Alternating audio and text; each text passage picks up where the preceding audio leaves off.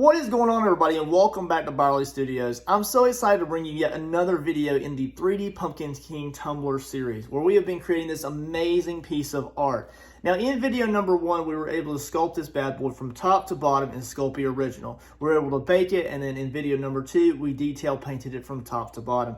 So if you haven't been keeping track, the actual tumbler itself is actually up here. It's actually wrapped around an actual coffee mug, and the handle is in the vine. Now, of course, the buyer or whoever gets this, whether it's a trophy on my shelf or somebody purchases it, will be able to drink from it from a straw, just because if they want to use the topper, which is video number 3, which we're about to roll into, then they won't be able to actually sip from it because there's going to be clay all the way around the top. So just a description of this item so far. We actually have the tumbler up here. We have the handle in the actual vine. And the thing about the clay part of it is I wanted to challenge myself in supporting it up off the ground. So I wanted to have it gravity defying, but not just gravity defying, right? I wanted to have it actually supported in a way that challenged me more. Like normally, like a wine glass has a center support. I wanted to create a side support. This changes the direction of how the gravity pulls on it. It makes it more difficult. You got to think about leverage and the angles. And I was really able to enjoy the process of creating the actual armature system. So if you want to check out either video number 1 or video 2, which we're at when we're detail painting and using the inks and washes to give it a realistic effect, definitely go back and check those out. I will link not just the first 2 videos in the description below, but when I finish the entire series, I will link them all down there. So whoever, whichever video you run to for this series, you'll be able to jump around to those. So check the descriptions later. Make sure you check out the timestamps as well if you want to jump around individual builds of the stages that we go through these processes. But otherwise, some of these videos are getting shorter and shorter just because we're getting more of the details in. So sit back and enjoy. What we're going to do in video number 3 is we're going to actually sculpt the topper itself. So my goal here is to create a continuation overlap effect of the actual spine vine to come up and then create a stem. And what I want to do is I want to continue the actual pumpkin orange rib texture all the way up and then dimple it into the stem to make it look really realistic. I'm going to try to blend the same colors in general. I'm painting these at 2 different times, so hopefully I can get the blending right. And then what we're going to do is the main part of this I want to challenge in this portion of the video is I want to create an armature system so that I can create a self-supporting hovering crown that he'll be wearing. So that may evolve over time. I don't know if I want to make it out of resin, leaves, or spikes, or thorns, or anything like that. I don't quite know yet. It's going to evolve as I go through the processes. It'll probably change because I have something in my mind, but I don't know if it's going to work out for the actual grunge look that I have now. So sit back and enjoy, and let's get into this content. Alright, let's get into it, guys. So I've already went ahead and prepped the actual build itself for the clay edition of the cup topper. So I've already got, saran wrap down. I've put the actual acrylic cup lid on it. I've already got the magnets in place, and then I also went over it with a few layers of aluminum foil. And that's just giving me some wiggle room so that when I UV resin or epoxy the bottom of the cup topper, then it's not too tight to where I can never remove it or add it back on. I just want it to have a little bit of wiggle room there so I can add things in. I went ahead and also I bought new armature wire. I have been burning through it so fast I needed to get some more. I have both thick and thinner gauge there as well. And I bought both of these at Michael's. So what I'm going to do here is I'm actually just going to kind of coil this up, and then I'm just going to kind of bend it over on itself, and then I'm also going to coil it around again. And that's giving me the contact strength on the back vines, kind of like the spine, up and into where the stem is going to make contact with the actual pumpkin top itself. So I just wanted to have that like up, over, and then down kind of look where it has a little void there. And it's just going to give that vine into the stem just a little bit more realism, and just instead of it just being flat up against the pumpkin. Although it's probably not really necessary, it does really give it a cool effect. Now it does make the actual stem stick out a little bit further as it arcs over to the vines on the back.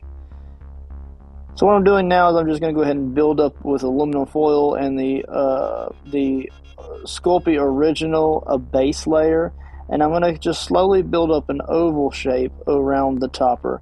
Then I'm going to go ahead and roll out big worms of clay, and we're going to blend in the actual ribs. Now you can kind of see here that I'll gently push the ribs down towards the mouth or the bottom of the pumpkin there. And I'm just kind of really pushing the aluminum foil up against the existing sculpture so that I can kind of get a feel for how I need to push that down and make these somewhat blend with the ribs below on the main pumpkin itself. It's okay if there are a little bit of separation there. You know, pumpkins, usually we cut the tops of them off to pull the pumpkin guts out. So I may paint that in a light shade of yellow just to give that distinction between, hey, look, his pumpkin top had been cut out, and that makes it removable. But I didn't want to just leave the main tumbler pumpkin ribs down below this and then have them merge or meet in the middle. I wanted to make sure that if the cup topper was not being used, then it still looked like a pumpkin. So those pumpkin ribs had to go all the way up to the top of the rim of the mug. I'm just slowly scraping away some clay here. I'm just kind of just sculpting these. I don't want it to look like a plume puff crown. I just want it to kind of blend, and I want the pumpkin to come up at a nice top. So you'll see I'll kind of remove some of the clay there, and then I'll gently also just push some of those ribs back down again as I get to later stages before I add more of a fine texture with the wire brush. Here I am, I'm starting to apply some vines, but not just vines. I'm applying these like in a thinner manner than what I did on the spine, and then I'm blending them 100% into each other, and I'm not going for a vine look there, I'm going for more of a stem look. I want it to look like one piece of woody stem that's coming up, and then it kind of blends into green and yellow ochres as it separates and vines its way down the back of the cup.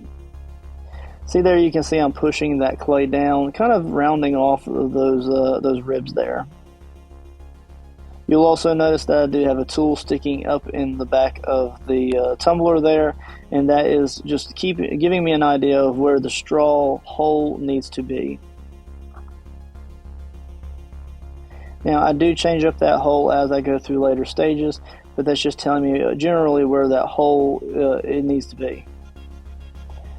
There's the wire tool. I'm using that just to apply some streaks and some striations to the skin of the pumpkin.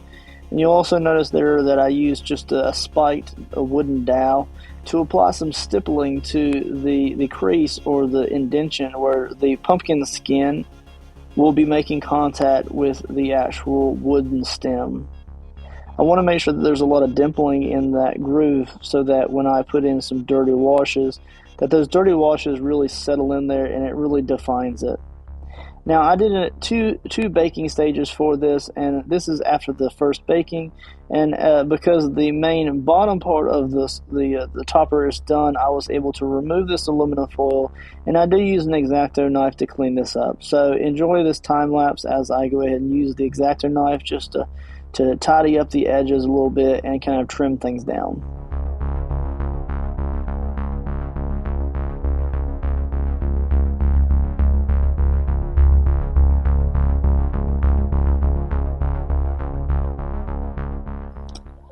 Now you will also notice there that I'm kind of form fitting this multiple times, and I did make a little bit of a mistake there that the back stem, there's almost like maybe half a centimeter gap between the two.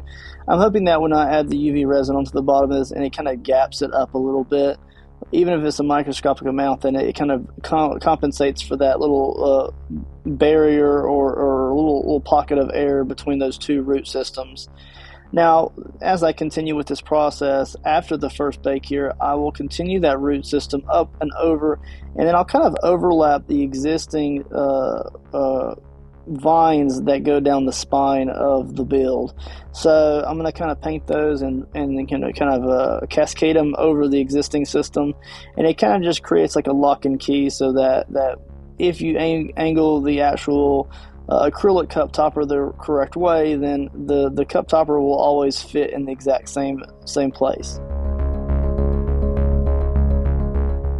Now here I am here. Now by using two different size armature wires, one, the thicker is just to keep it very steady once it's baked out, and then the thinner gauge is just to give the clay something to really attach onto.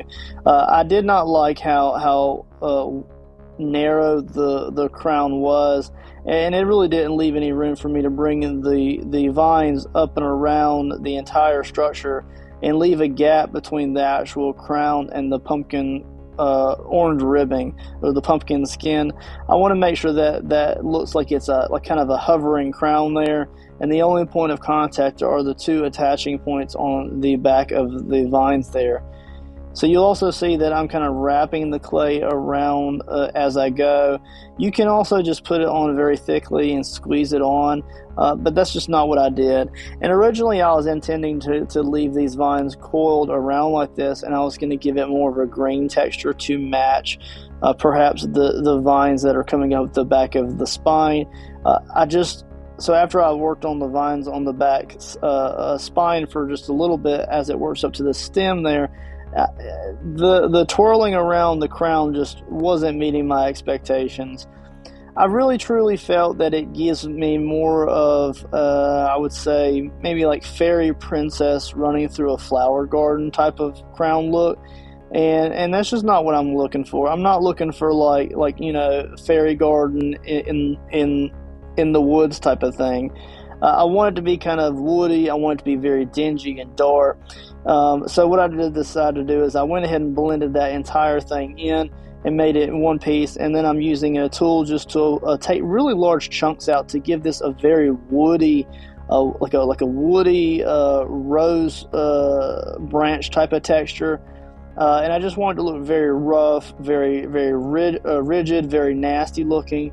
And these are going to be very dark colors in comparison to the vines that they are technically attached to. So whether he picked himself up and then he crowned himself later on as he evolved, or maybe this was an attachment of some sort that got kind of stuck into his vines and he's keeping it.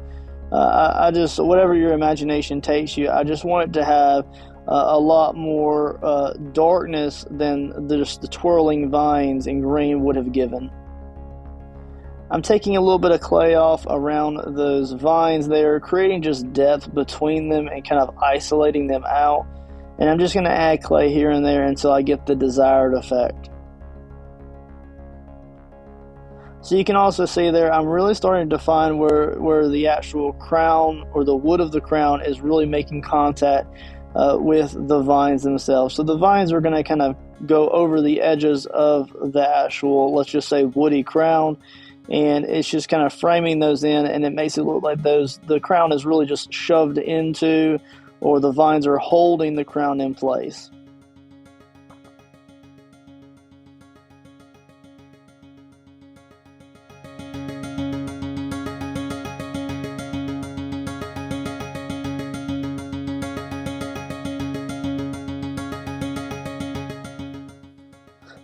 So you also see that I could just continuously come in and define those shadows or the separation of those vines. I just feel like it's very important that I leave enough, natural shadow and depth there that the paint can really settle into, and it really makes me happy. So this is also where I'm kind of starting to carve out the clay. I decided to put the straw on the other side of the vine arch there, and I'm just really kind of form-fitting, removing clay.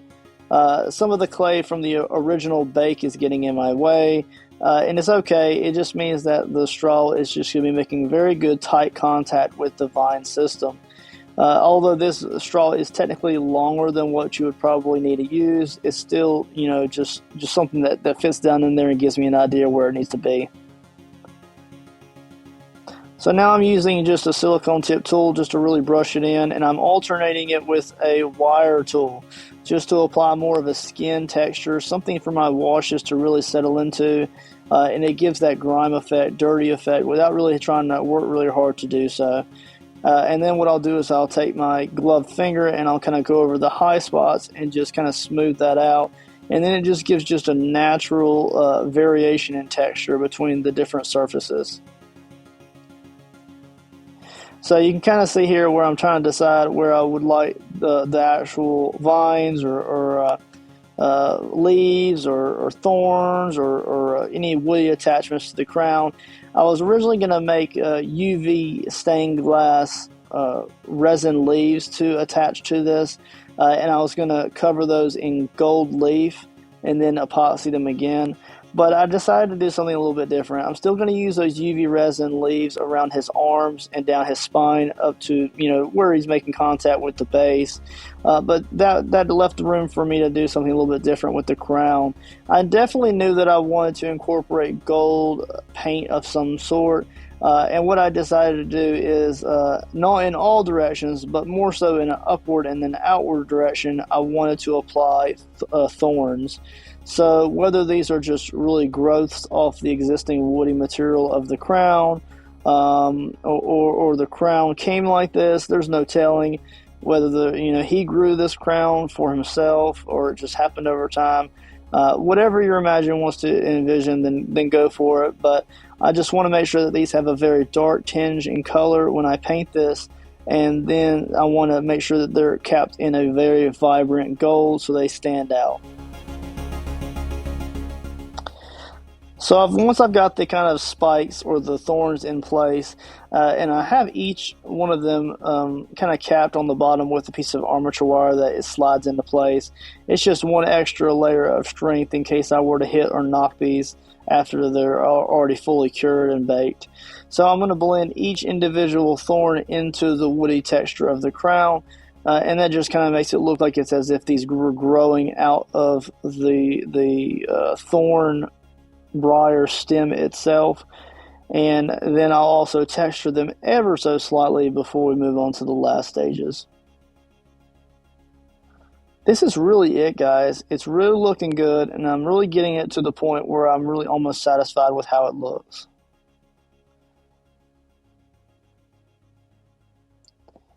As you can see there, I'm just trying to position it. I did leave this overnight to make sure that there was no settling on the armature wire naturally before it was baked. Last thing, I think we're going to run into some glamour shots and get some awesome pictures of this bad boy. I'm absolutely so excited on how this turned out, you guys. And I really do hope y'all enjoyed the video.